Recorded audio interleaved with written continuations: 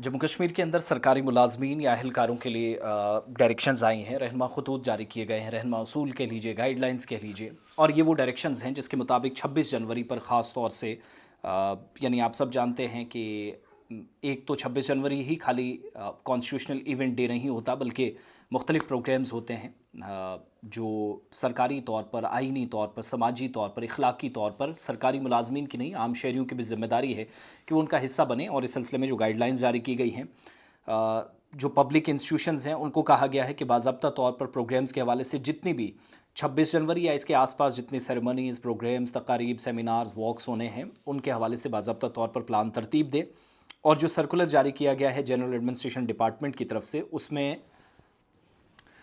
इसमें general administration department की तरफ से बाज़ाब्ता तौर पर सर्कुलर में कंसर्न्ड अथॉरिटीज़ को, तमाम महकमों को हिदायत दी गई है कि वो आईन हिंद या इंडियन कॉन्स्टिट्यूशन की मंजूरी की जो यादगार की तकरीब है, भारत सरकार के जो अफसरान हैं या काम करने वाले लोग हैं, इसके अलावा जो मकामी शहरी हैं, स्टूडेंट्स हैं, उनकी वसी शिरकत को भी यकीनी बनाएंगे।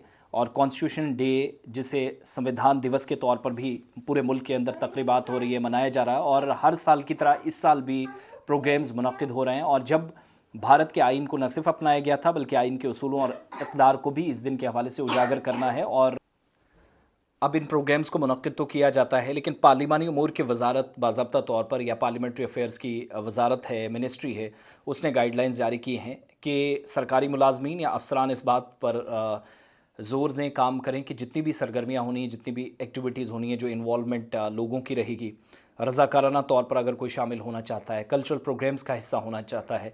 और एक बड़ी बात इस बार आपको 26 जनवरी के मौके पर दिखेगी कि सरकार जो प्रोग्राम बनाती थी उसको इम्प्लीमेंट किया जाता था। राइट नाउ कि अगर लोगों की तजावीज़ आएँगी, लोग बताएँगे क्या कहाँ पर करने की ज़रूरत है, उस हिसाब से भी काम होना चाहिए।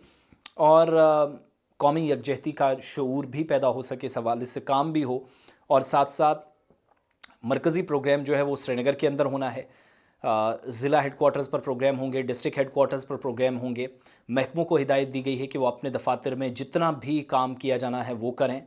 ऑनलाइन, ऑफ़लाइन दोनों ज़रायों से अवामी आगाही मुहिम चलाएँ, प्रोग्राम्स को आगे बढ़ाएँ। और तकरीब के इख्ताम के बाद जो तफ़सीली दरामद है उसकी रिपोर्ट्स मरकज़ को सौंपी जाएगी, मिनिस्ट्री को सौंपी जाएगी कि जो गाइडलाइंस थी क्या उसके मुताबिक काम हुआ या नहीं। हर अफसर, हर मुलाजिम छुट्टी है, मगर इसके बावजूद तकरीब में आएगा। कम्युनिटी की शराकतदारी को यकीनी बनाया जाएगा। इमरजेंसी केसेस को छोड़ा जाता है हर बार की तरह, और इस बार भी गाइडलाइंस पहले से वाज़ेह कर दी गई हैं। तो ये ओवरऑल है, ज़्यादा कन्फ्यूज़ होने की ज़रूरत नहीं है। और तजावीज़, प्रपोजल्स या जो प्रस्ताव है वो आम शहरियों से भी, प्रोग्राम में बेहतरी क्या लाई जा सकती है, ये लोगों से भी जाना जाए। वज़ारत ने बाज़ाब्ता तौर पर अथॉरिटीज़ यहाँ की सरकार को लिखी और उसने मुख्तलिफ़ महकमों को हिदायत दे दी हैं।